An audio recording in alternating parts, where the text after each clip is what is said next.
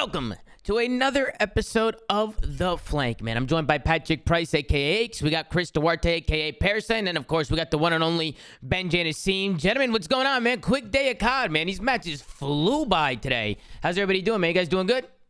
Great day, Tom. Tottenham won this morning. Clean sheet against West Ham. You love to see it. What was the score? Clean sheet? What, 3-0, 2-0? 2-0. Oh, it's always good. Goals from Emerson actually scored. Emerson Royale scored, and Son scored it from off the bench. So Son is disgusting. That guy's different. Yeah, he's not been informed though this year so far, but it is what it is. It's because his team is terrible. That guy needs to leave Tottenham. No, but it's all good. Chris, how are you, man? You doing all right, Chris? Yeah, I'm just a little sleepy, bro. I literally stayed up too late playing rank play. Woke up for a 2 p.m. scrim, and I think I'm on like 5 hours. So I was laying in bed watching the matches, the last match, and I was just like, oh my god, it needs to end. So I can hop on the show because I might need a nap after this. Yeah, no, maybe. Well, at least we got the matches going quick today, so you can chill out after the show, which would be nice. But rank play is addicting, man. I see a lot of people getting into that top 250. And then, of course, we got Patrick Price, the legend himself, Aches. What's going on, Pat? You doing all right? X Defiance doing good? Yes, sir. Yes, sir. Just chilling. Chris was up a little late playing rank play. I was up a little late playing X Defiant, but I'm kind of pissed because FaZe threw my perfect day of predictions today. Damn. So yeah, see, my predictions were way off today, but we'll get into that as we go through the matches. I say we get right into it. Not going to waste anybody's time. We had the New York Subliners going up against the Florida Mutineers to kick off today. We have Hydro, Hardpoint, Hotel S&D, LSCLO, Control, Fortress, Hardpoint, Mercado, Search and Destroy. Florida Mutineers, they continue to struggle. Any thoughts on the vetoes before we head into the map one?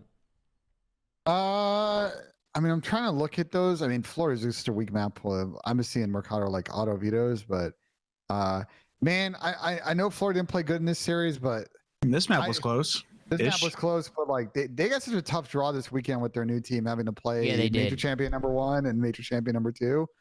So I guess the jury's still out on this Florida team, but to your point, Chris, I think this first map was the closest of the 3 they played today. And still, I feel like though with their old team, at least when they played, like even when they played the cream of the crop teams, they would still like take the search. And like if they got a CeeLo Control, which used to be their guaranteed map, like they were like at least making it competitive. But like with their current team, although I guess they still need some time to even look relatively competitive, nothing like they don't look particularly like promising, which is kind of sad to say about their team right now. They don't look promising. It's still early, so I mean, you want to give them a chance, right? Like you don't just want to like resort to changes. But I mean, Pat, what do you think? Because I know you like to hop on a blow it up train.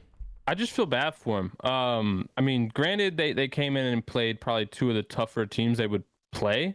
But I still just feel like this is a team that like will never beat these top teams. Like, and I know Chris loves to say like not everybody can win, but it's like I genuinely feel like I don't ever see them beating them. Like, yeah, Mixie, make it close, sure, but like I just don't feel like it's a group of guys that will ever beat these top 4 or 5 teams. And yeah, I don't really know what they're supposed to do. Like, I just don't think they have the personnel required to do so.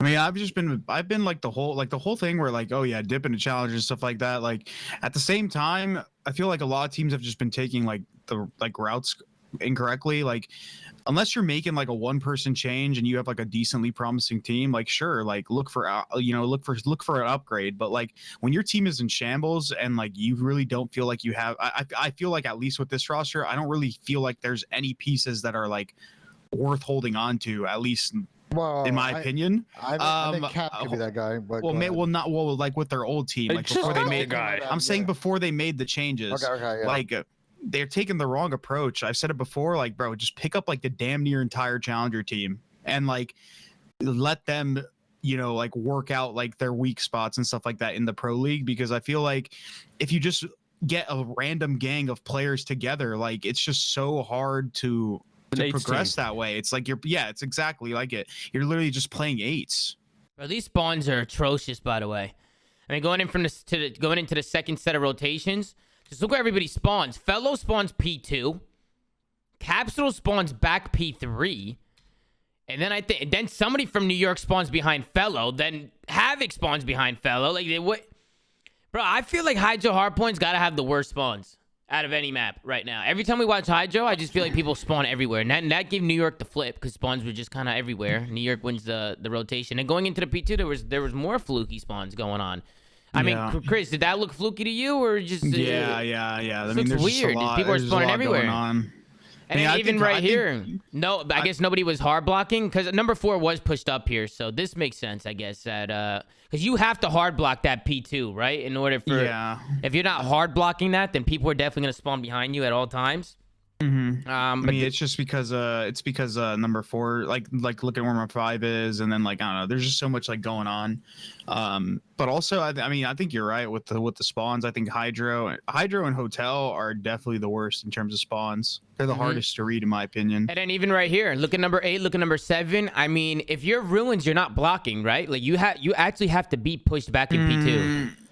No, from my understanding, Chris, you have to hard block, but it's look what happens. But look what happens, Chris. Boom, number 4 spawns right behind him, Paco. I think that's just because where number 5 is, bro. Like, right, they're not hard blocking. That's what Tommy's saying. That's what I'm saying. If you're pushing up, you have to hard block. You have to hard block. Yeah, I see what you're saying. If somebody's going rogue P3, you have to call that out. You have to call that out to your teammates. And number 7 and number 8, one of them should literally be running backwards right now, or like trying to hold it. If anything, I almost feel like pushing P3 out is a bad play these days, especially with 17 seconds left. You might as well just hold corners on hill and just keep a P2 rotation. So a little bit of a misplay, in my opinion, there from the Florida Mutineers.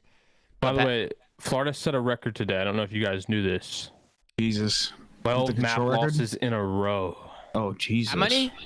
12 map losses in a row. Yeah, that's crazy. 12 map losses is not fun. In a row, too? A 12 loss streak right now? Never happened before, yeah. And I know they're 0-6 map count after dealing with Atlanta FaZe with the New York Subliners, because this is a new squad. That's not with this squad, right, Pat? That's combining built their last squad and this current squad. It's Mutineers. Yeah, it's just Mutineers. Yeah, that makes a lot of sense.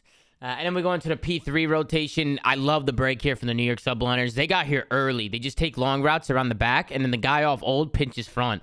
Once he wins this gunfight coming through the front, this one pretty much was all over. New York won the fights in the back. You see P-Dog win the fights to the front, and they just absolutely funnel Florida Mutineers. They spun them all the way out. Bro. He just shot. He didn't even react. Yeah, he didn't react. I don't know if he thought his teammate had him. No red dots. I don't know. But Paco just waltz in and just shoots him in the side. So not really too sure what was going on there. And then we go into a third P1. I mean, let's go into the New York Subliners listening because they end up closing this map out. This one got a little mixy. We had some more fluky spawns towards the end of this one. So let's tune into New York. Let's see how the boys are sounding for the New York Subliners. Let's tune in. I need that. Wait, here. I'm going down right now. Stop looking at it. I'm streaking. Just I hear you. I'm holding this. Yeah, I'm already back left P2. Yo, once on time. P2. Once P2 one shot. P2 one shot. On time. Don't have to time. Goddark is weak. Half up. Good. Alright. I'm gonna shot time ready. Yo, what's where cat? Side P2 door, guys. Side behind us. Yeah, side door. I have your front. He's front side broken. He's cat looking at me. Cat is looking at him. Absolute cat. One with full on the hill weak free. I'm going to the back. Yep. Go to back, fella. Front door. He's front hill.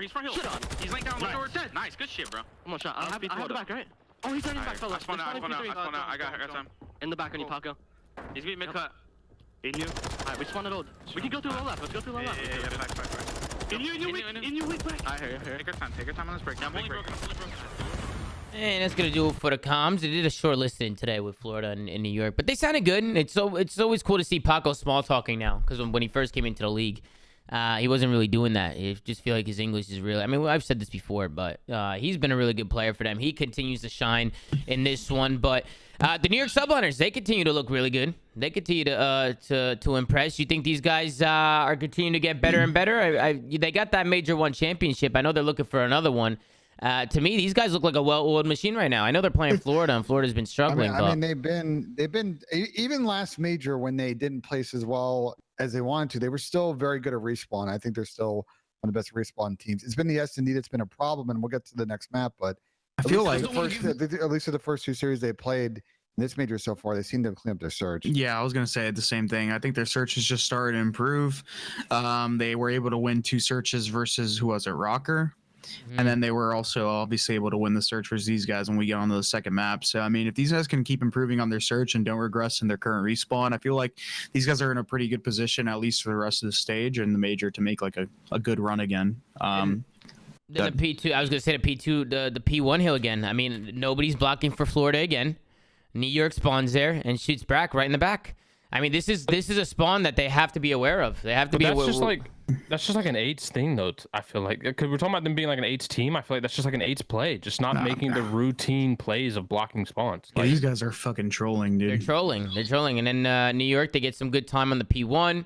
And again, this one got really close towards the end. But I mean, a couple of these P2s, if they're blocking spawns and hold some time here, I mean, this map could have gone to Florida. They were there. They were beating them on rotation. They just weren't blocking.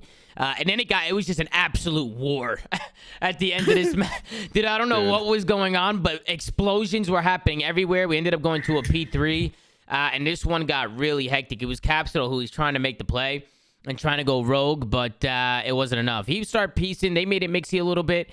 But it was the New York subliners who were able to close this one out. They just kept flooding, and eventually they won the trades and were able to lock down the last 3 seconds. So this map was close. The other two, not so much. Everybody's saying check tweet. What's going on? We got some drama on the DL or something?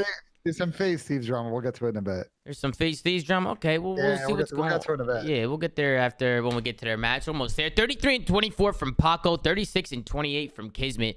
These guys are really good together, man.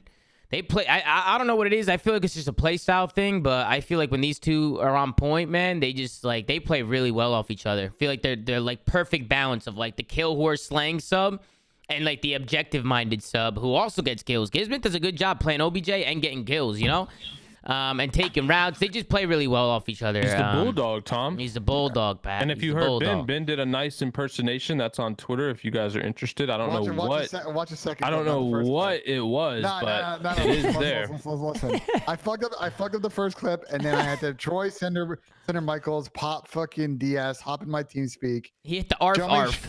Hit me with the example, and then we got a good second one in the mix. So, But where did the first one come from? It didn't come from anywhere. Wait, what are you guys talking about? Ben was barking. He was barking. He was hitting him with. I can bark in the first. No, I can get you a visual, Chris. I can get you a visual. There you go. Bro, what is that? A Yorkie? Dead. Pat's a moron. Ben's faked on a Yorkie. Let's get into the S&D. We get into the hotel S&D first round. It's a 1v2 from Paco. He's left top bedroom. 13 seconds left on the clock. He wins the one-on-one between Fellow. Shimmies the bomb site. Realizes that he gets off of it. He's going to play his life. And then he just jumps the corner. Absolutely takes him out back. Great plays there. Then we get into the next round. A little bit of a troll coming in from the Florida Mutineers. I don't know how they let this one happen. You can see they're on the bomb site. And with 2 seconds left to go, they don't even get the bomb down. Ben, this is like the do-nothing strat. Yeah. Wait, what happened? What, you skipped like through the entire round. I went back. Okay. They rotated the bomb. They just waited too long, and they never planted it. They just stand around bomb. I don't know why he wasn't planning. And then I mean, he could plant safe if he's worried about getting shot from. Oh, he's tweaking. He just never. There's 13 seconds. He just never planted the bomb. Where's he going? I think he maybe was thinking about going B, but there's only 7 seconds. No. So definitely, this is just the things that we were seeing that were like, bro, what? Like, what are they doing? Like, what is going on with the Florida Mutineers? It almost looked like they had no game plan at all. They didn't know what the hell was going on. Then we get into the next round, a 1v2 from Skies. Skies is left by himself. He's in a 1v2 with Florida. 30 seconds on the clock. Skies has to plant the bomb. He's on the offense. And Skies, he's able to clutch it. He finds one onto Brack. Then he ends up wrapping the map here, wraps the spawn, and he ends up catching Capsule, trying to rotate through Analyst desk. So good plays out of Skies. He finds one, makes it a 1v1, switches at the corners. Slow plays this A bomb site, and he catches Capsule trying to rotate. And you can kind of see how Florida was just throwing rounds away really, really quick. They're able to get a couple rounds on the board, but New York kind of steamrolled through this one. Any thoughts on the S&D? Florida looked just kind of lost, eh, boys? No, they were compromised after the second round. We were talking about in the watch. I mean, they're a new team. They got two new players, but at the same time, it's just like if this roster move doesn't like pan out at all, and like they just got worse than their last team, then they're just back to step one, dude. I just think like unless this team pans out right, obviously like we got to give them a little bit of time and maybe some breathing room playing better better matchups. Yeah. Like people are just taking the wrong approach. Like you can't just like just pick up random players. Like Pat said, it's just like playing fucking eights. Like you don't have a system to begin with. How do you fix it? Pick up a system. Don't pick up the fucking individual players and then build upon that. Like I don't know. I just unless this magically pans out, they just took the wrong approach and they're not gonna go anywhere, dude. And check out P-Dog. I mean, the form here is just impeccable here from P-Dog. Unbelievable form on the snakes. It's clinical from him. He finds two. He shuts down the whole B push, and then he just stays alive until he gets some backup from his teammates. It's instantly a 4v2 situation. The New York Subliners were able to close this one out. They go up 2-0. Take a look at the scoreboard. 11-4 from Paco. He continues to shine. Everybody on the other side negative, except for Braxton at 7-6. Any final thoughts on the S&D? Any final thoughts at all? No, like I said, smoked. second round, they were compromised, and we were all like, "Yep, I think this is gonna be a 20-minute series." They got smoked. Yeah, bro. and then we get into the LSCLO control, and this is where P-Dog just had a field day. My man was sitting on like a 9 or a 10 spree. He was just roaming white, and they couldn't kill him. Had the Vaznev in hand. I think he might have even had a scar in his back pocket as well. So he was just finessing over here, and they just had a hard time picking up kills. Florida was able to get that A site, but with only 25 seconds left on the clock and P-Dog finessing his life over here, Florida, they couldn't get a clean wipe. They couldn't get on that point. So really good plays from Preston. Even here, he stays patient, doesn't overchow, just decides to play his life and make Florida wait for him. And P-Dog had a really good day today, Ben. I feel like P-Dog's been really coming into form. I mean, he's been I was gonna say all the Minnesota Rocket players got dropped. Obviously, Stanley got benched, yesterday. So much for that. But Preston has come to his team and has fit well in the system. He's an active player. He's had a couple of up and down series, but I think in what it speaks towards, I think the beauty of this team that's been assembled is how selfless this team is, how selfless they are, how they play well around Paco, sort of that featured Slayer. They fill the gaps. They're decisive. They have really decent, really good comms. Really like from this New York team, and I think to the point of the last map, if they've ran out the search issue that they had last major, they're going to match up really well against Thieves and FaZe because they're just as good, if not better, respawn teams than those squads. And they may be on the path to getting another major championship here. Yeah, and I love what New York does here on the offense. They don't even have kills. I think they get like one kill and they just stack the B point. They just stack it. They know Florida's pushed up on that A site. They get so many guys on a point that it just forces Florida out of those spots, and they're able to capture this beat point without even working like a clean wipe. We were talking about that a little bit yesterday, right? Like just forcing people out of their spots. We know Control is a very Soundwhore, Campfest heavy game mode, so I just think New York do a really good job just forcing the upper hand and forcing Florida out of those spots. You can kind of just see the kill feed all yellow. This one was not close, folks. It was not close at all. This was an absolute bloodbath. Looked like the New York Subliners are just having some fun getting those KDs up, and they end up going to the defense, and this is where they were able to shut out the Mutineers. Florida unable to get that B site. New York Subliners able to hold off, get the 3-0, and Florida, somebody's raging off the team. Somebody rage quit. 20-15 from Kismet. Ben, you hate that. You can't stand that. Dude. Rage quit, bro. But everybody, Brack, he headed out of there. Brack head out there. He's out. He had a stinker. But everybody else doing what they got to do for the New York Subliners. They're fine. They took care of business, and they come out on top with the 3-0. So congratulations to them. Good win for them. Any final thoughts on the series, folks? Not on the series, but Florida play, I think, Breach next. They push this to a 15-loss streak. Is it possible? It's definitely possible against This gets getting pretty bad over there, man. Yeah. That camp is not doing too good. And then we get into the next one. We got, watch your mic, Chris, if you don't mind.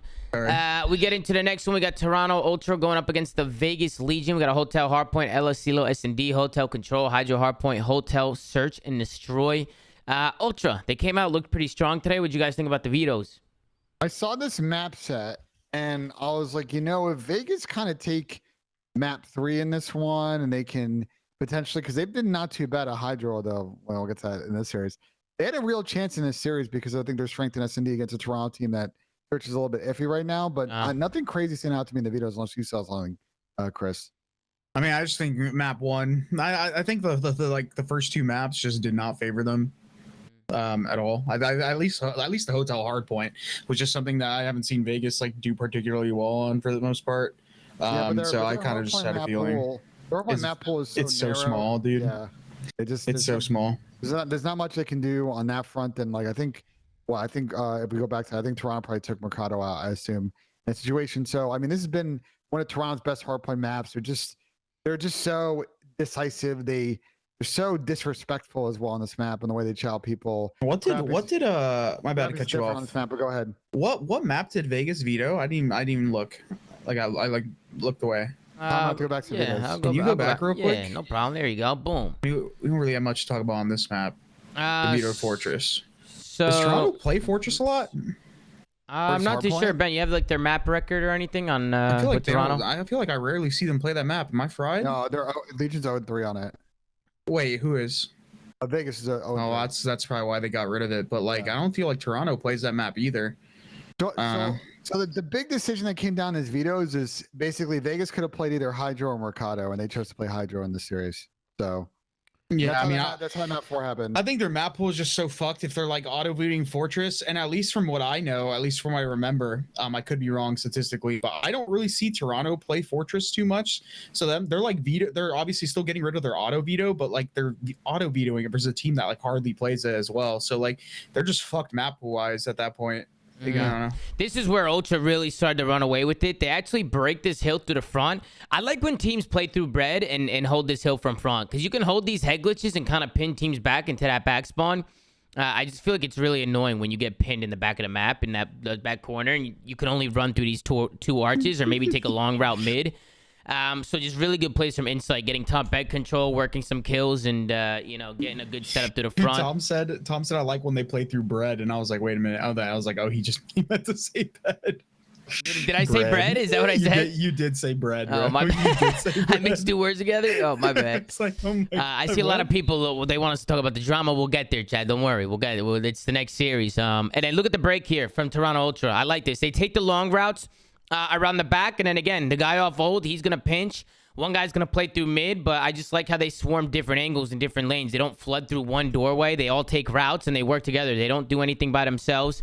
They get a nice, clean push. They're able to break on over to this P5, and then they're also able to get some kills and push through. Vegas need to win these fights here. They let Hixie and Insight just go absolutely massive. Ultra able to get kills and push through, and this is where Ultra were kind of able to run away with it. They end up chaining 3 hills. They chained 3 Did you see how of them. breaking that, Tom? As opposed to, I think it was the Rocker series. I can't remember, where like they all went through fucking middle connector. Remember, I told you like one person should be it was London, yeah. One person should be playing that, and he should be getting the info on like the people that are close kitchen or close like dub. Yep. And then like your team, and then the team that's breaking would just double either dub side or kitchen side, and then the other person takes another solo route. Like they just played that exactly how like the ideal situation should be. Yeah, let's tune into the listening with Toronto Ultra. This is pretty much where they end up winning the game. They chain 3 hills together, and then they pretty much just stay ahead of rotation and close it out. So let's tune in and see how they resound. I have it, okay. I might get top. I'm walking back to that, right? Yo, one in kitchen. Go back door, scrap. Back door, kitchen. One cross, bed stairs. Big kill. Back door, me, dead. I spawned front. Bed. Nice. You got me, kill. Top bed now. One still top bed, yeah? Don't You went top bed. Two top bed. One's really weak. One's holding over him. There's 2 there. I need it. Behind me as well. Square. Okay, there's free front. Yo, one's back square too. He hit square. Just trying to shot one. One's front, dead. Nice shot. One more bed. Heavy turn. Nice. Nice. Big flank. Got me dead. He's square. He's gone deep backstairs. He went backstairs. Are you in time then? Yeah. I have a trophy on you. Side kid. Weak. They're going 2 square. One on the hop up already. Hop up. Side square, weak. Still hop up. Hop up close to me. Hop up weak. Hop up weak. Side square dead. Still hop, yep. Yeah, I'm counting. Hands. Play for new. I'm going deep right, okay? Two doubles coming. Back now. Arches. Taking it back time. Yeah. Nice. Right, one's couches now, one's on the arch pillar. You went to connector now. Connector, I can kill. He's P5. Spawn square, we're good. One's couches, still couches. That's one deep kitch. I'll kill the guy P5 for you. Yeah, it's still couch. P5 is, I'll kill him. Come Cube and hill really weak. Close cube and hill. Really weak. I'm been native. One's pillars as well. Okay, pillars. Yeah, I got the guy cube. Still pillars. Mid side. We got pin square. Square weak. Stay like couch. Pillars, yeah. I spawned pit. All right, let's get do it for Toronto Ultra. They end up running away with this one. They're plus 100 right now. Any thoughts on the listening? Very calm. No, Sounds like a typical Toronto. Yeah. They're so good, bro. This is their bread and butter map. Vegas obviously have been, not the best of hardpoint teams. And yeah, as Chris talked about it, just this map 1 is what this map 1's going to be. Vegas' opportunity coming in this series was starting with the next map. Yeah, this map got really interesting. This was something. This is one of the weirdest maps of S&D I think I've ever watched. First weird round that I have written down is this one, the second round. Hixie Able to find one. He gets tagged up, but somehow finds two. We got a Ninja Defuse on the board early on. They're just going to hop this bomb site. Vegas are actually able to make it a 2v2, but they don't realize Hixie insta-hops that bomb. Really good heads-up play to him just to get the two-piece and hop the bomb, get the Ninja Defuse. Then we head into the next round. Same exact thing happens. Toronto Ultra get the bomb down. It's a 3v4 situation in favor of the Vegas Legion. Vegas end up getting onto that bomb site and just hopping right on a defuse. They hop on a defuse. Nobody from Ultra's even there to watch it. And another Ninja Defuse comes in on the retake. I like the plays. I mean, it's a good play to hop on a bomb. I think what teams are realizing, Tom, is that when you kill like the sub players in these retakes and you know the slow AR players alive, he's usually probably not in a position to like insta check us. They just fucking hop that shit. I think it just came down to at least the first round, the first Ninja is the same thing that happened with FaZe. Like they realized that I forgot who they were playing yesterday. Oh yeah, it was Florida. They planned for nothing, and like in order for them to get them off the bomb, they had to run to the site. So they just had a guy literally sit in the site with them. And then the other round, I think one of the Vegas players flanked up top, and that's what it was planned for. It was like stretched out, so if you go like top window you can see it. Yeah, and he flanked up there and saw nobody, so they just hopped it like both times. Yeah, and then we're not done. There was more Ninja Defuses in this one. Too real. He's left in a 1v2 situation. He's gonna get the bomb down. What does Toronto Ultra decide to do? They hop the bomb as Turo runs away. The Ninja comes in. Insight does pick up the kill, but he would have got the defuse anyway. So that's 3 Ninja Defuses. And then we had another one. We had the 4-4 round. This one goes back and forth. It gets tied up at 4. And then we had another Ninja come in from the Vegas Legion. You can see Ultra. And the bomb's going to go down once again. I like the B rush out of them. I like the strat. Just rush B, get it down. 2v3 action. But check out the play from TJ. TJ's left in a 1v2 situation. He ends up just hopping a bomb. I'm surprised, number one. I'm surprised Scrap didn't just hit it out. He saw him in the site. But TJ hops the bomb. This was the craziest Ninja Defuse because he's in a 1v2. Nobody looking at the bomb site. Pat, what's going on, Pat? How are these Ninja Defuses happening? You check out my cam, Tom. I got it for you right here. This describes exactly what both teams were doing. Yeah, what? Dude, give me a break, bro. Yeah.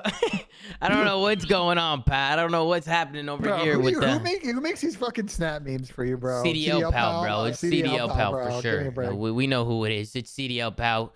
Listen, and then that's also the most amount of retakes we've seen in this game so far this year in SND. I mean, 4 Ninja Defuses. I don't think I've ever. That has to be a record, right? In Call of Duty history, I haven't. There's no way we've seen one map. Yeah, one map 4 Ninja Defuses. That's a record for sure. There's just no shot.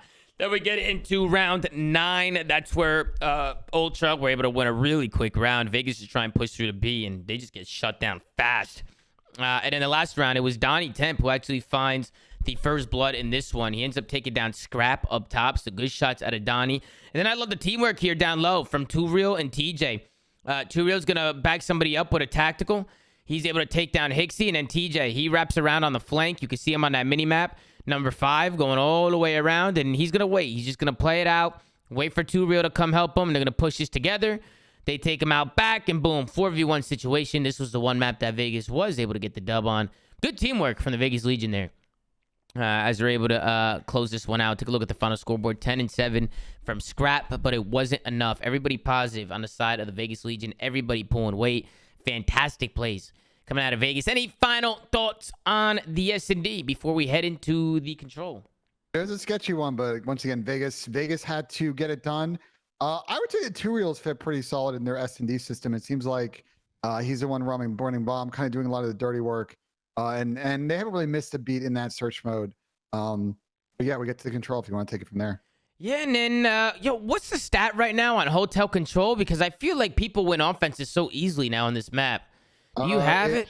Yes, I do. On offense control in Hotel, they're winning 56.28% of the time. Okay, so it's not as drastic as I thought. I don't know if it's updated to today, Tom. I don't know when that percentage kicked in, but I mean, Asilo's 36.67, Fortress is 20.54, so much higher than the other two maps for sure. Yeah, you can see how Ultra was able to win the first round. They just work kills through bedroom. They work trades. They end up getting a clean wipe, and they just stack it. Vegas just spawns so deep they can't get there in time.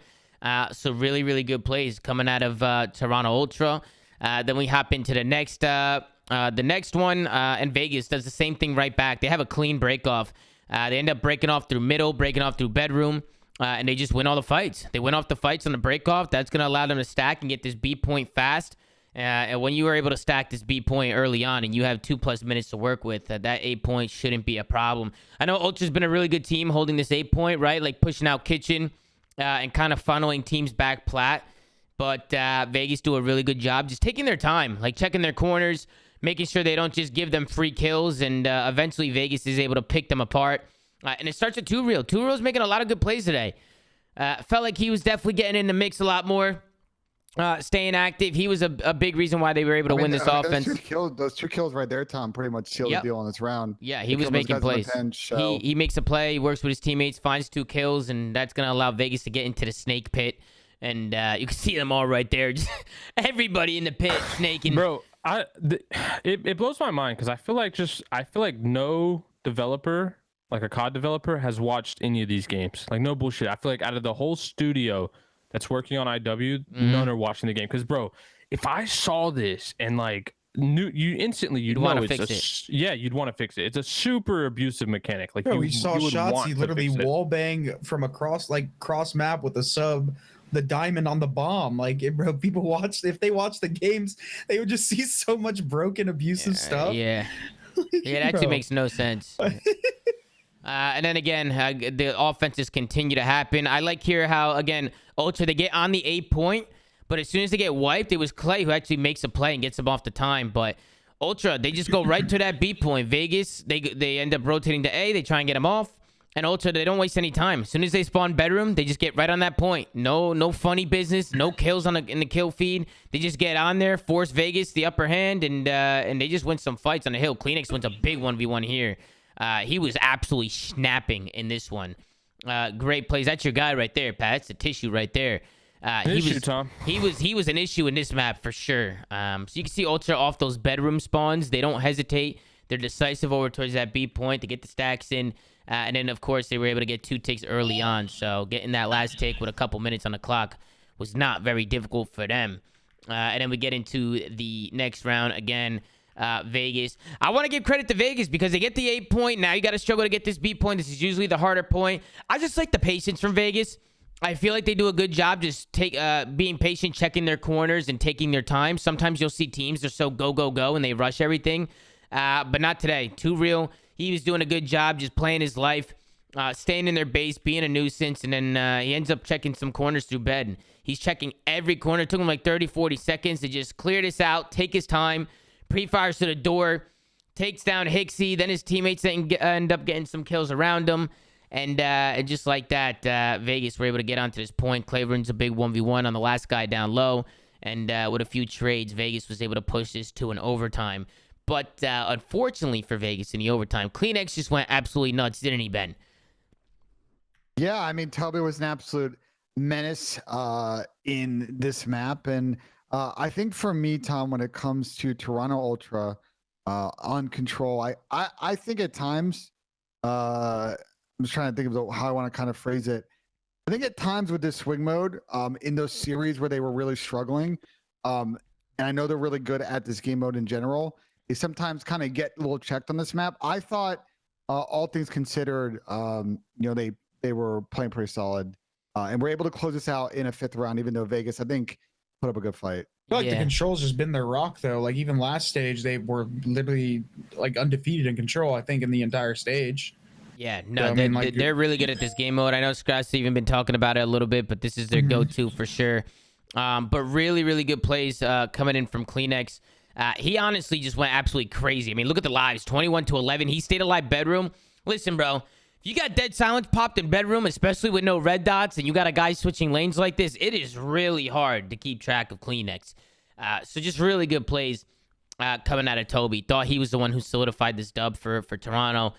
They got so many kills. Vegas really slowed it down because they ran out of lives, so they had to try and work a 4 dead. Yeah. But Ultra, because they just constantly got pushed up bedroom, Insight's always pushed out that low hall right there. Like, I feel like that's like his spot. He's always there playing a corner. He was just playing like that anchor role. Behind, like the luggage. Like, he's playing an island. He's playing an island. He's playing an anchor role. I also like what number 1 was doing prior to like you fast forwarding. So whenever they got the bed control, and they had another guy pushed out into their spawn. What he did was he wrapped towards like the hot tub, and like essentially he was just cutting all of mid. So he was just giving his team the information. It's like, okay, well obviously we have bed control. I'm on hot tub. I can see all of mid map. No one's mid. They are all going around. So like they're just playing the map correctly. They're feeding each other information. They're not just like hiding in bed, picking their nose, not being any like sort of progressive. Because we always talk about how mid map is a big catalyst as to why people were able to sneak into that point. So having a guy wrap that hot tub is key, because it just cuts off that lane completely. Yeah, it's more info that you can give to your teammates.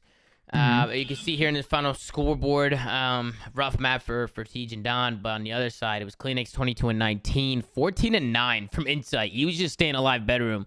He always does this on this map. He just stays alive. He's a nuisance. He gets the important kills. Great job from the Toronto Ultra to close out the control. I mean, Pat, any final thoughts on the control before we head into the map 4? Toronto Ultra looking nice. Look, man, I know TJ tweeted it out, but he's not lying, bro. He's got to find some kind of flow and control. Respawn too in general, but especially control. The control's a problem, but I mean, just in general, respawn's a problem for him. He struggles to go positive and have a positive kill slaying impact in game modes. And unfortunately, I think he also made a pretty decent sized mistake in this map to lose them.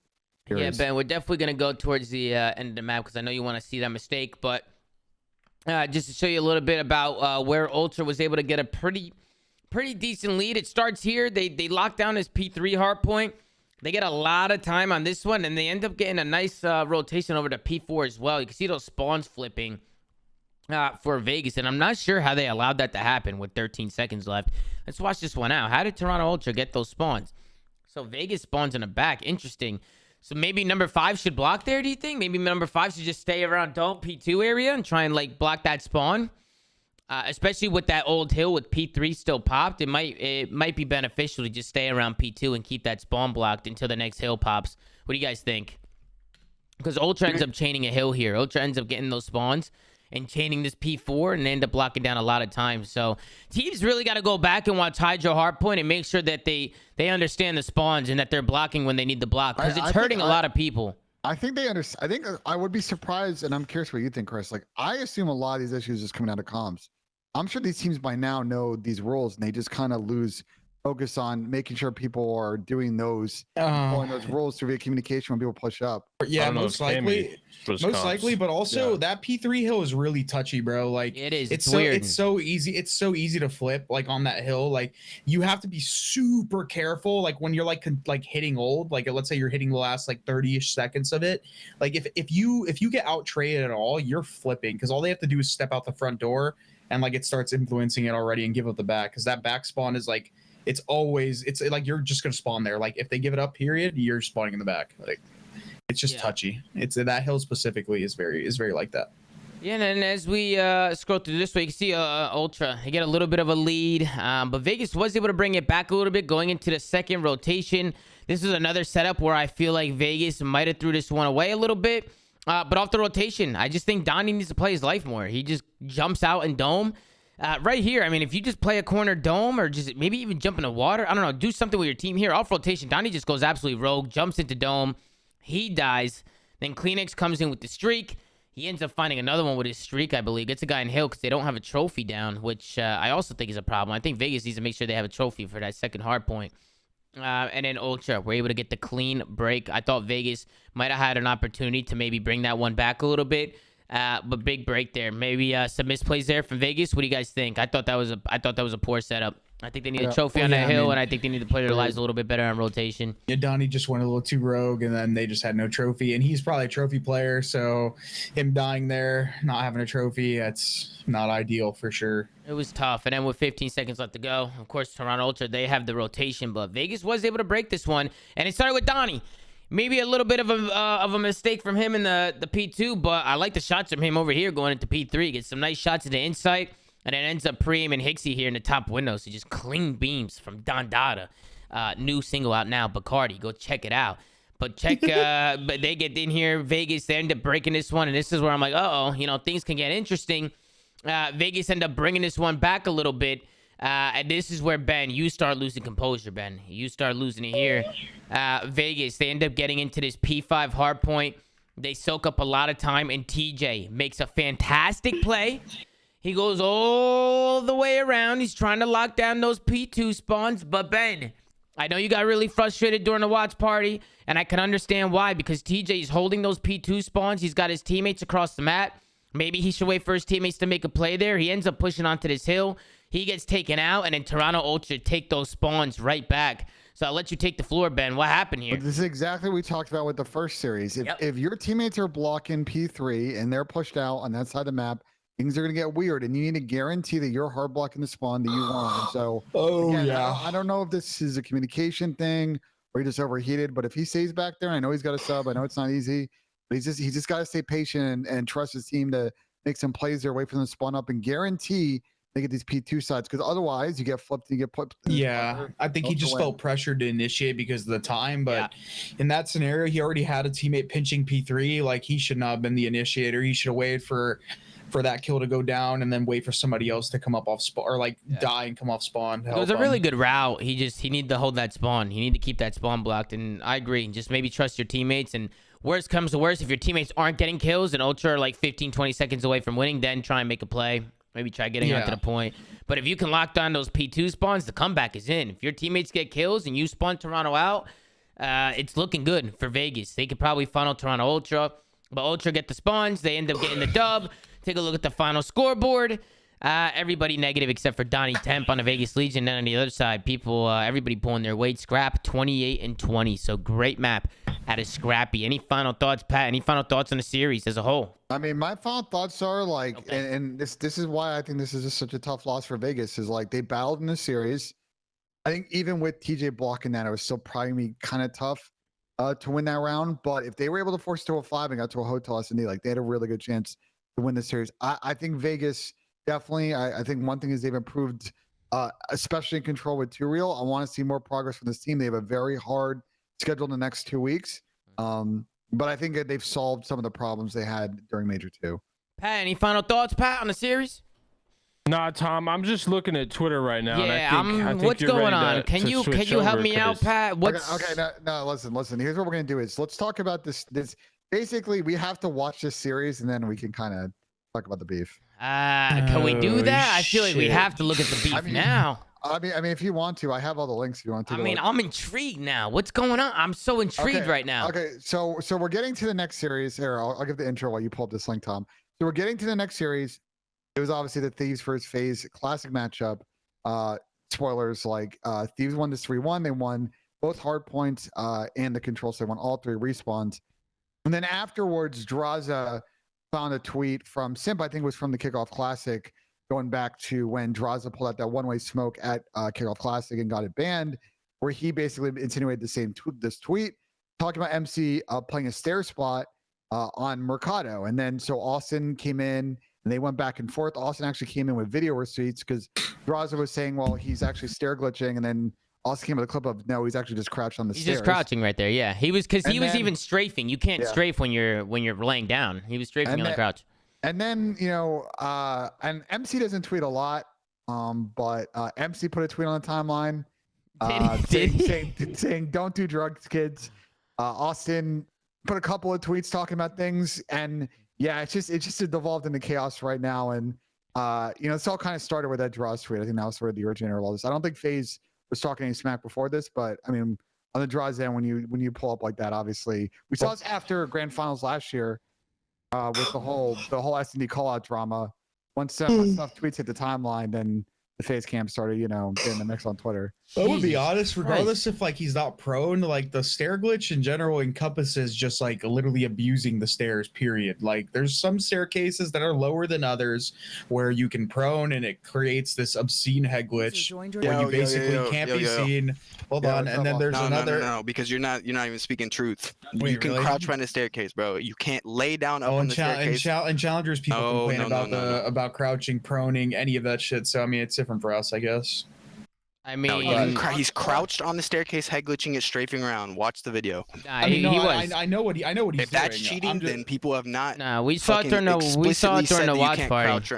Yeah, it's clear as day. You're good. I understand. I'm just saying from his POV, that's why, like in challengers at least, people complain about proning, crouching, etc. because of the obscene head glitch that literally creates. He's literally strafing, crouched on a head glitch. Can we not get behind any head glitch now? No, I get it. I'm just saying that's the reason that at least in challengers we do that same shit. I mean, yeah, we saw it during the what is this? Also, it's hilarious. You don't even know what's going on. He's crouched. You gotta click the link, Tom. You gotta click the link so it actually takes you to I gotta right click spawn the VOD. actual link. Okay. Oh, here we go. Here we go. Here we go. I think it's right spawn the VOD, yeah. Yeah, see how he's strafing? You can't do that laying down. He's Can't just do that, crouched. Yeah, because I think somebody said the same thing during the watch party. Like, wait, is he staring? And like, nah, he's strafing. Like he's crouching. That crouch. It's just a god spot. It's just absurd, though. It's just a really good spot, to be honest. It's just a really good spot. And Draw's tweeted what it looked like from his POV, which looked like sort of any normal, really good. Looked like a head glitch. Yeah. Where did he tweet that? Can I take a look at that? Crazy though. Just would have Replies. taken 10 seconds to go back and look at something. Go to his before replies. calling someone for cheating. Tweets Tom, replies. I put it in the chat. I put it in the chat, Tom. You put in the chat. All right, good looks, Ben. Let's go, Ben. Yeah, I got. Oh, you're Listen, moving, bro. saw You got all the what's going receipts, down. bro. I got all the receipts, bro. You know what You I got mean? everything, Ben. You got everything. Let's see. Next time, I'll just win it. I'm crouching in this pick. Don't worry. Yeah, that's a good spot. Yeah, that is a good spot, man. Look at him. He's just lurking right above the head glitch. But yeah, no. I mean, it is what it is, bro. MC came out cooking too. I've never seen MC come out and start cooking on the timeline. Throw elbows on the timeline. Yeah, Normally I've never seen that before. That's actually kind of crazy, bro. That but- spot is absurd, bro. You're not winning that. Yeah, definitely not. I'm but... using that for sure. Apparently, it's a lot. Yeah, but we can get into the series a little bit. I mean, Pat, what do you think about all this? You've been very quiet. What do you think about a little drama here? I just think players are getting mad because the game stinks, Tom. You think so, Slay? You think the game's just broken? These situations like the staircase cheese, I just don't feel like should be a thing. You know, you can can't talk. Jesus. Which you're 100% correct, Pat. Yeah, I mean, like level design is just it's poor, right? Like they should not have put these stair heights at the heights that they did, and provides for situations like that to occur. Staircase cheese, loudness EQ, fucking bad. Yeah, there's obviously a ton, but like, oh, dude, It's glad that you brought that up. They're definitely using it, by the way. Just wanted to point that out there. oh wait, Sure, wait. I mean, Actually, yeah, I was going to of course, ask you. None of us do use it. How so. many do you know? Do you know how many? If you had to guess, percentage of over players. 50, over 50%. I guarantee you, all the bottom 4 teams are using it because they need the points. I know half of them are using it because they literally said so. Sorry, half of LAT. Yeah. Just to okay. And then I would. But they're not be using something surprised that if they other can't use players on do it too. land. So just It's just like what we said yesterday, Pat. The players don't want to actually learn how to play the game. They want to try to cheese it in any way possible. Right, cheese as much as possible. And they have the IQ of what'd you say the IQ points were? It was I pretty call low. most people dumb. Yeah. Yeah, well, said- dumb. I don't even know if dumb is the right word to accurately describe some of them. He said 50% less IQ points. I was streaming with Shotzi earlier, and just want to confirm, Austin. I told him that the sound equalization is G8 online. Is it or is it not? It's supposed to be, but I don't even know anymore because apparently you can't crouch behind a staircase, and I just learned that today. All right, fair enough. I heard that people are still using the sound equalization online. Oh, they are. They are. Which is You could tell in scrims, bro. You can tell in scrims. Everyone all of a sudden it just has way more awareness. Yeah, you could sound horn from across the map. I mean, I'm gonna be honest. Listen, at that point, I'd be strapping it on. To be honest, Bro, with I you. got fed up today. I got fed up today. I tweeted that if like we had perma-dead silence in this game, like basically half of the community would literally be drooling on the controller playing this. Like, cause holy fuck, dude, I'm tired of being heard. Like, you literally can't make a fucking move on people. Yep, it So is bad, what it dude. is. And then people are saying to look at the Scrappy tweet. What is Scrappy tweet? Because that guy's a moron. Let's take a look at what Scrappy tweeted. Let's see what's going on. Because there's a lot of drama hitting the timeline let me right get now. Scrappy's pickup while we read his tweet. 1 second. Yeah, I know what Taker did. Man, it's funny. Okay, go ahead. Is this the tweet you were talking about? Well, wait, no, this is the wrong tweet. My bad, Pat. Yo, Pat, we were on the same way. Wrong shit. tweet. My bad. It's the wrong tweet right there. Hold on. Sorry, guys. Technical difficulties.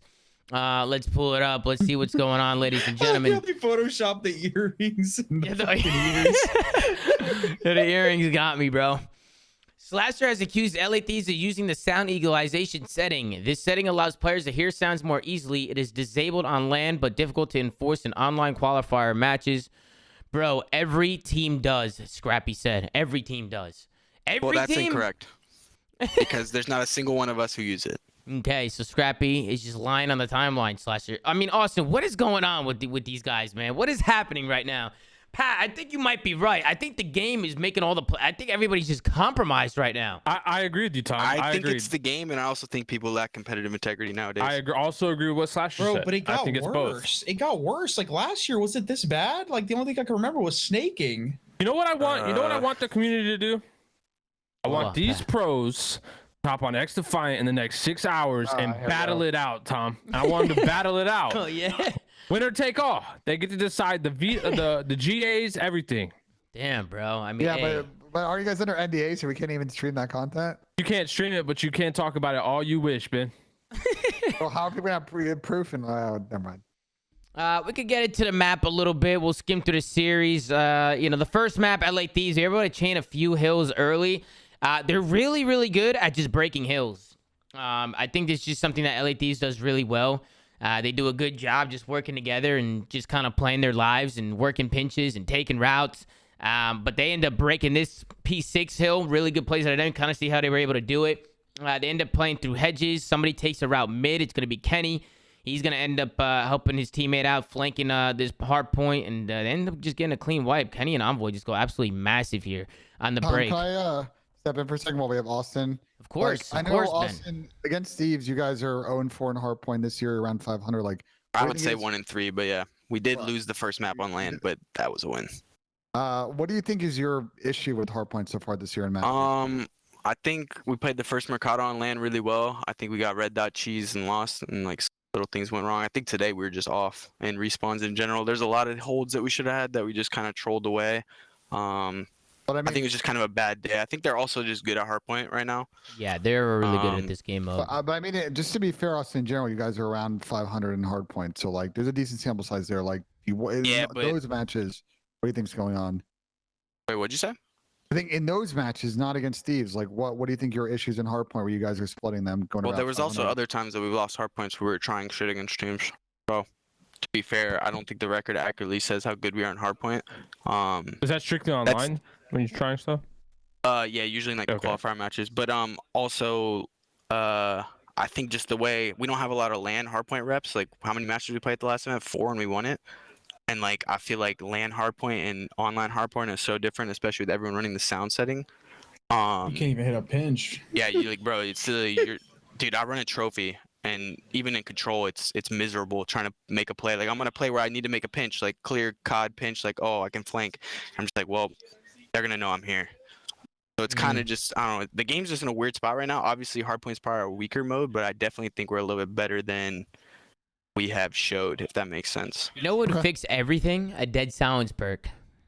That would fix Yeah, we everything. had it for years. But I don't know. Bro, why don't Maybe they the just take the- technology isn't there anymore. I don't know. Why don't they just take the Vanguard route, bro? They had Dead Silence and Ninja. They had both in the game. No? Am I wrong? I'm pretty sure they did. What game?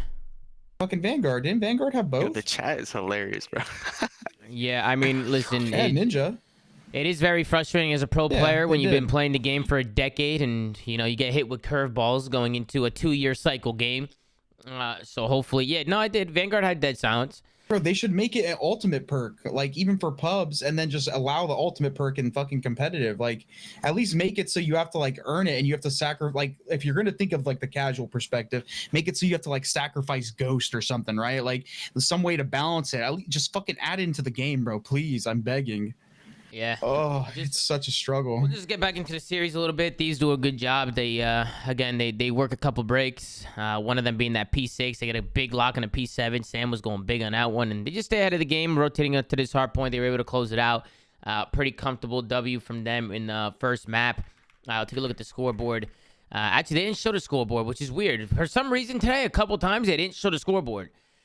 Which was interesting. I don't know. Maybe, Ben, you can make some phone calls over to Esports Engine, see what's going on over there. With what? But they didn't show the They scoreboard the didn't first show, map? they didn't show scoreboard at first map, nope. And they did that in another series, too. They did that in Yeah, the Toronto series, I believe. They didn't show The the only scoreboard. reason I would assume it didn't get into replay machine is probably like that observer crash, but we can just pull it up on the website if you want. Like, I can get you the. I mean, if you want. I mean, it's not that big of a deal. Yeah. And then we get into the LSCLO S&D. Check out the wallbang spots from MC. LA Thieves are on this bomb site. One thing that FaZe is definitely not looking like they're lacking in is their search and destroy. I mean, it's just the Austin play picks system that's working for these guys. I mean, Thanos, you got these guys on a leash or what, man? You guys look really good in this game mode. Nah, I don't have them on a leash. We definitely just have a really good like thing going. I think it's like you guys have said, we can play any style, right? Like we can hit shit, we can play slow if it's not working. Like we just know how to do anything, and also have really good mid-round decision making, which I think a lot of teams don't have. So like any one of us can make plays in S&D, go for bloods, clutch rounds. Like we're just really well-rounded in this mode right now. And this wallbang was crazy because I haven't seen anybody hit this wallbang yet. No, MC did this at the last event. Did he? I don't remember him doing this. No, he wasn't wallbanging the bomb. He's wallbanging the. He was wall. I remember he was literally tweaking up the door, just wallbanging the fucking door in the corners. Same angle though to that wall. Yeah. Yeah, and then we get into the next round. It's a 1v1 between Slasher and Octane, like the plays from Slash. I don't know if Sam heard Austin here, the way he was pre-aiming it. I think he might have heard you, but maybe he didn't. Did you have dead silence popped here or no? No, I don't think so.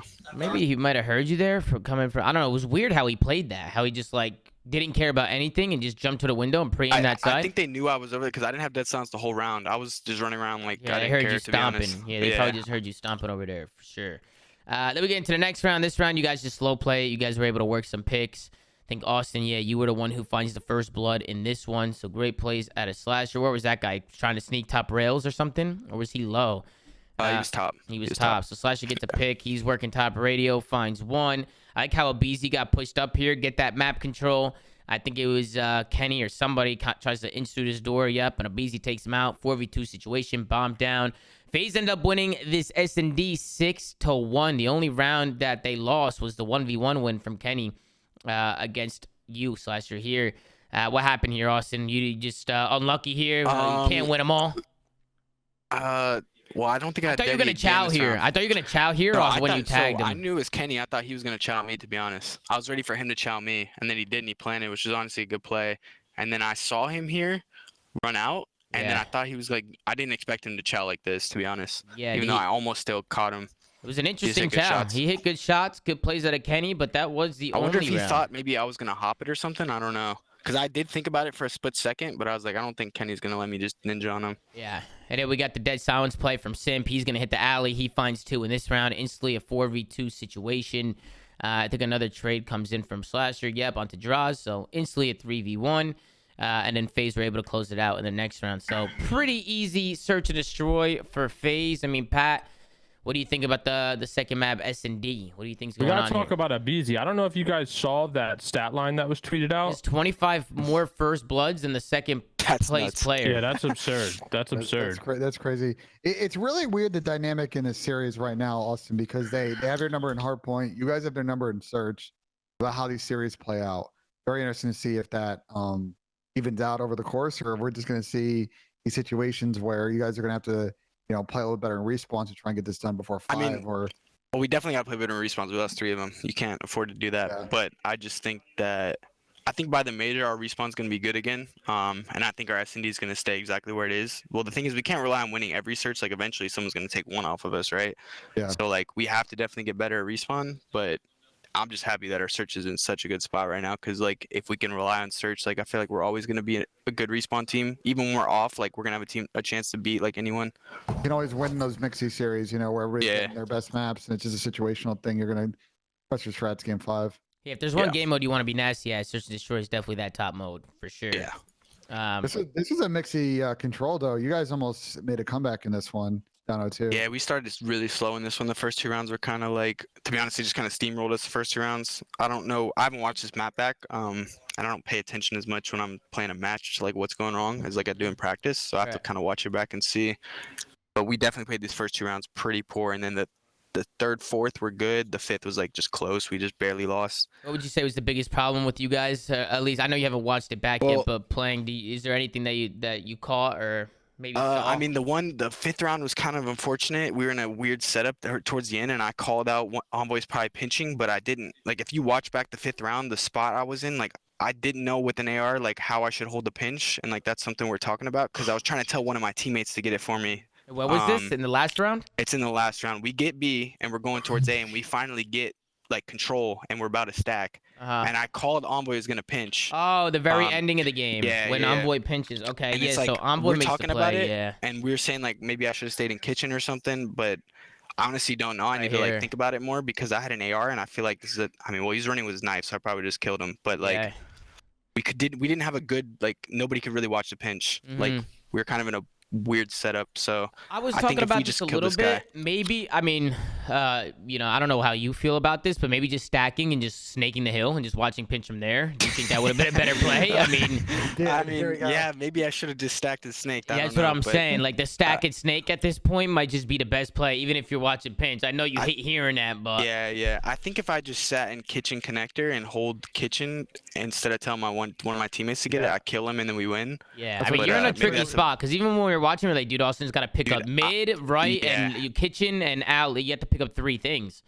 So yeah, I just felt so like I didn't feel comfortable holding kitchen closer to because I knew it was Envoy too. I was like, hey, come around this corner of the bad. He turned around. He was watching it. No, we were communicating it. We were communicating it, but like Chris just said, he didn't have a good like spot to really pick it up, and I was like, damn, that's kind of unfortunate. I should just play kitchen then. Your connector play. We walked this back with Trey. Like that was the play I think he would have done. So I feel you on that, just so you could watch 2 lanes. What, playing the connector, like holding kitchen? Yeah, I so you can know. watch both. Yeah, I think I should have done that in hindsight for sure. I'll spawn in the moment. I was like, this is kind of tricky because I had an AR and I knew a sub was pitching. I was like, but I should just take the fight anyways. At least slow him down or something. I mean, it was definitely, especially in the moment, this is a hard situation to lock down. You're by yourself. You have to pick up 3 lanes, and they're pinching hills. It was a really good play from Envoy too. Just like a really good heads-up play. He pops a dead silence. He goes all the way. He just finds a gap, and he just wins the game. This probably would have been a win for y'all if Envoy doesn't make this play. So, really good plays. And I forgot who we saw. Chris, do you remember who it was? I think it was Vegas, but like Clay had an opportunity to make a play like this and pinching this, and he ended up playing through mid cut. But this is a really good play pinching because it forces people on the hill to like have to turn, and it's literally his only play. If he doesn't make this play, we win. If he makes this play, even if we're watching it, he has a chance to win. But if we're not watching it, he for sure wins. Yeah, no, really good plays from Dylan Envoy. I mean, we can take a look at the final scoreboard. Envoy 29 and 17, same as Draws. So really good map for the Draws and Envoy there. And then on the other side, everybody pulling weight just wasn't enough for Atlanta FaZe. And then we get into the hard point. Go ahead, Pat. Oh, real quick, I'm curious, Austin. Do you think the lives would change anything in control? If there weren't lives, like if there weren't lives in control. I don't know if that would help. What do you think about because that? the time usually runs out before the lives even become a factor on any map besides maybe like Fortress. Yeah, but that's probably because people are being life conscious, if that makes sense. I don't think most pro teams think about lives like that. To be honest, I don't think very many people are like live conscious to where they're like. I mean, when it gets down really low, like some rounds, like obviously. But I feel like 90% of the rounds are won by capping the points or lost by time before like the lives go down. There are some rounds, obviously, but No, you're right. But I think to your original point, Pat, that was Fortress. I think was the map where you were thinking about when we brought that up, right? Yeah, the main one. But you'd have to do it for all. Yeah. My logic was mainly like, if it won't make it worse, even if it does nothing 90% of the time, I feel like it's still a good change. I mean, honestly, you might be onto something there. I just think that I usually am. He's never wrong. He's just early, you know. Austin? There's way more. Yeah, I just feel like there's way more prominent issues like red No, dot for sure. But that seems like an easy thing to change. That whole side of hotel, like P3, P5, is just snake pits. Like, I don't know. And then Are you chewing gum, bro? Like I can hear that shit a mile away. What? Oh, you can hear the gum? Yeah. Oh, my bad. Sorry. Also, getting into this map, I think like you guys. The second rotation. The second rotation, but the P4s on both rotations. What do you think went wrong for you guys? I mean, if you watch it, we just had a blender on the 1P4 with Kenny side door. He got top secret. I think we had both P4s in the bag, and we just let like some dumb stuff happen. To be honest, that's why I said like I think it was just kind of like an off day for us. Like, it's the first P4 I want to say where last guy alive is Kenny side door, and he pinches top on us without a call out, even though we knew he was over there. I think it was just like a miscommunication. This was big too. The P2s and the second P2 and P3. I don't know how he got these kills. Like LA Thieves, like LA Thieves were able to chain here. So I don't know if they got here before. Yeah, they just get here early. They get here first. They lock down a lot of this, and then you guys get broken on this P3, which I don't even know how this happened because I felt like you guys were here. Tyler got like a couple kills here. He was able to play his that life. number one spawn gas. Let me see. Yep, he did. Yeah, he spawned gas. Very nice. So 3 and 4 are spawning P4, and number 1 is spawning gas. So yeah, I'm not really too sure. I even tried to look at it for a second to make sure nobody spawned there. I think when I was on this time and I played like the front side and everything, and then when my teammates spawned there, I thought we were chilling. Yeah, because I was gonna say then Chris spawned there. Because once Chris spawned there, you're probably like, okay, we're good. Like they're not there. Yeah, literally, I'm pretty sure I said they're all P4 besides the one guy on time in this situation. I want to say, like, look at me, I'm even trying to cut. Yeah. I I was see like, oh, you. we're chilling. Like the last guy's probably top office or something, and then you top nerd AC. Because this hurts you guys here as well. Because they win these fights, I'd rotate to the P3, and they get a good chain here. They just chain a lot of time here. They go up like 70. And I think it was the P4 again where it's the P4s, bro, for sure. They ended up breaking y'all. Is this where Kenny was making a play? Is this the one you're talking about? No, I don't think so. I think it was the first one. Yeah, the first one. I'm pretty sure he's last guy live, and he gets side door to like top on us, and then flanks against a 2-piece because like, well, I didn't have a red dot either, so I had no idea. Y'all trolled this one too. Y'all trolled the second P4 too. So MC gets one, and then Kenny gets the trade, and then I don't even know what happens. I think it was Envoy who makes the initial. Envoy makes a play coming through up top, and he sneaks onto hill. Octane and Draws get kills. They just swarm you guys. They took routes. I feel like the best thing you could do is probably get up top. Are you guys all low right now? It might benefit somebody to maybe get up top. I mean, what do you think about that? Number four did the hop up, like you can hop up in the bathroom from middle. window. Yeah, he did it from mid. Yeah. That's like a route that more people are gonna start doing now, because breaking that hill from like if you get top control and no one's up there, you can choose whether you're hitting back, side door. You can just do so much with like top control. It's like a super good route. Yeah, but gotta give it up to Thieves, man. They are a really good hardpoint team. LA Thieves is really good at hardpoint. They're really good at breaking hills. Like that's what they do best. They did it in the first map as well. So definitely want to give LA Thieves some credit here because they played well. They worked the hills really well. They stayed ahead of rotations. Their breaks were on point. So congratulations to the Thieves. Austin, any final thoughts of the series? No, not really. I mean, I think I expressed everything on Twitter. Yeah. Would that happen on LAN, Austin? I mean, it didn't happen on LAN in the finals where it actually mattered. Sure. So I just making sure. Did you win a hard point Did you win a hard point? Oh, no, you technically should have. We won the first map. Bro. Like we lost it, but like we won it. You know what I mean? Like that was you didn't win a hard point. But like we won it two happened online controls. again. Yeah, I mean, you should have won the other control. Bro. Octane was due for one against me. You know, like he was due. And then Draza, he was going off. Draza, he had a rough map too, but he went off in the respawns. He started lighting bodies up, and bro, you guys started making the comeback. I thought you guys almost had this, because it goes into like a third rotation, and at the very end of this game, if you guys were it's so hard on the P1, bro. It's so hard, but you guys had the P2 spawns. Like you somehow were able to get the P2 spawns because LA Thieves have it here. Like, I think I was on 13 seconds to scrap here, and again, like this is one thing I want to like watch back and think about because like I didn't know what to do here because I was like, bro, we have to win P2, and I also have to not let them get 3 seconds. But I was like, if I just sit on this time, I'm a free kill. Like, and then I ran into orange, like try to like bait the time, and he was in orange. Okay, like, I see what you're saying. And I was like, dude, like they're gonna win off this because I don't know what I should have done in hindsight. I think it's a hard decision, but. There's nothing you could have done other than just try and play your life, but you got shot aside. I think baiting the time is the right thing to do because I figured one of them might go for it because, I mean, it's a P1. Like, if they just get on it, they can get 3. You know what I mean? Yeah. So. Yeah. But, hey, also, I appreciate you hopping on the show for a little while. I appreciate you, bro. No problem. Thank you for coming on. Get a walls to the J, get a Wallager to the chat. Show me some love, man. It's always good having Thanos on.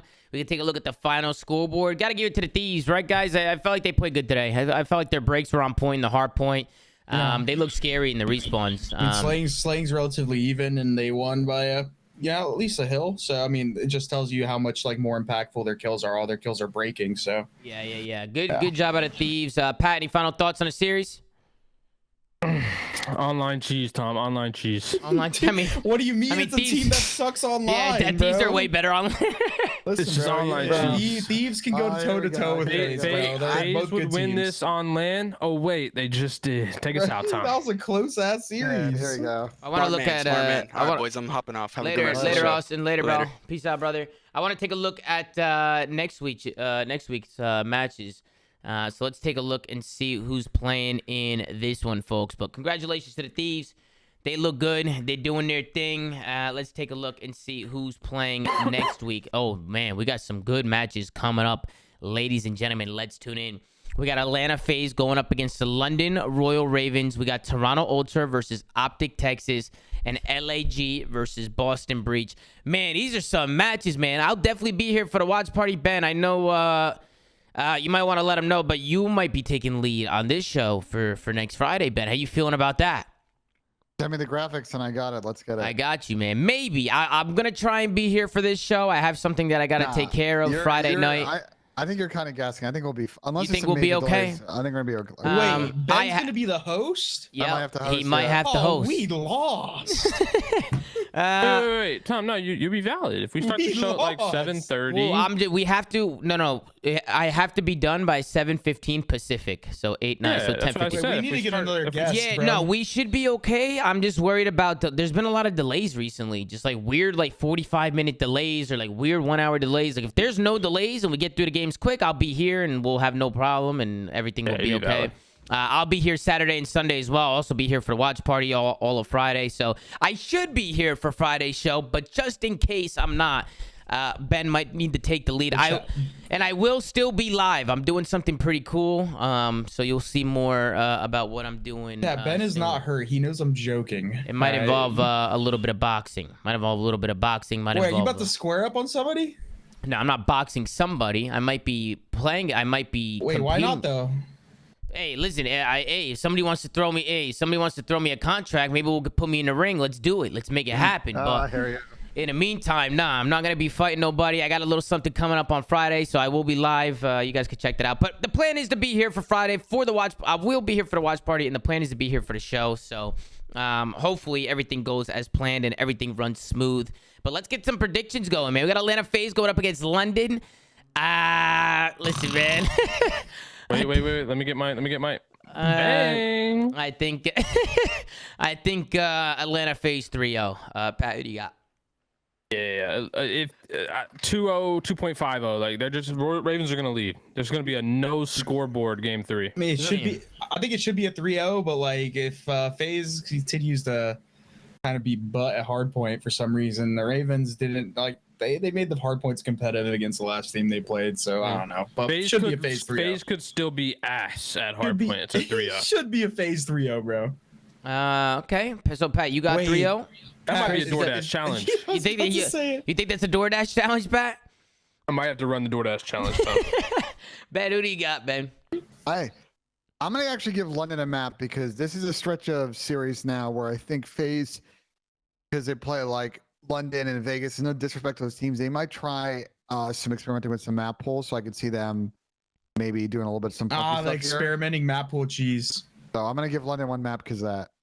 Alrighty, and then we got Toronto Ultra going up against Optic Texas. That's going to be a fire match. I don't even know who to go with in this one. This one's kind of tough for me. Ultra, they looked a little shaky. They looked better today. Today they looked pretty strong. Optic's been looking pretty good. This is like a coin flip for me. I'll go Optic Texas 3-2. Who do you got, Pat? I got Toronto Ultra 3-2. You had to throw it up for the one time. Chris, who do you got? I got Optic 3-2. Ben? I think Optic's probably the better search team, so I got them last map. Alrighty, and then we got Los Angeles Gorillas going up against the Boston Breach. I'm probably going to go with Boston in this one. I feel like Boston is just going to ride off that momentum from last match. Again, this is another match that I feel like can go either way. So I'll go 3-2 for this one as well. I'll go 3-2 Boston. Pat, who do you got? Listen, I have to go Boston here because I have Beans in fantasy, and I currently think LAG are just a little all over the place. So I'm going to go Boston 3-1. I was gonna say, Tom, you got Boston winning not only one but 2 Game 5s in a row. That's crazy. I mean, hey, they got the momentum now, bro. You know, they might just keep riding it. I got Boston winning the series, probably like 3-1. All right, and then Benjay, who do you got, brother? Boston's gonna win this. It's not even gonna make it to 5 maps. It's gonna be 3 of Boston 3. Oh, okay, Ben's calling it. Damn. Ben, why don't you sig us out with a pump? But you gotta turn the lights on and move your camera down. Yeah, I got you. Let's get those Cheddar Boy predictions up top. It's been a good weekend of COD. Pat, what are you thinking? Wide left, wide right? You think he's sinking it? I actually have. I'm going to switch it up today. I always go wide left. Before I hit this putt, shout out John Ron for respecting my cash today with the victory at Genesis. Hey, let's get. Listen, shout I out who? always. I have no idea who he shouted out. I right. always go wide left, but I'm going to switch it up today. Tom, I'm going to say he goes wide right. Nah, Chris, where do you think he's going, Chris? Where do you think he's He's going? making it.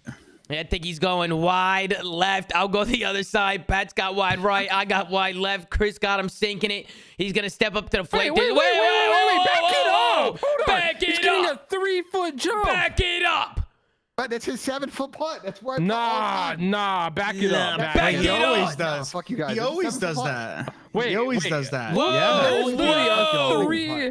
There's literally a 3-foot jump on that. All right, let's see what he can do. He's got his stinky fucking slippers on. He's going to step up to the plate. He's going to sink the car. He's going to flip off the camera. Invalid. Nah, we're Invalid. running. We got to change it to an 8-foot. We got to It's a change it. 7-foot putt, bro.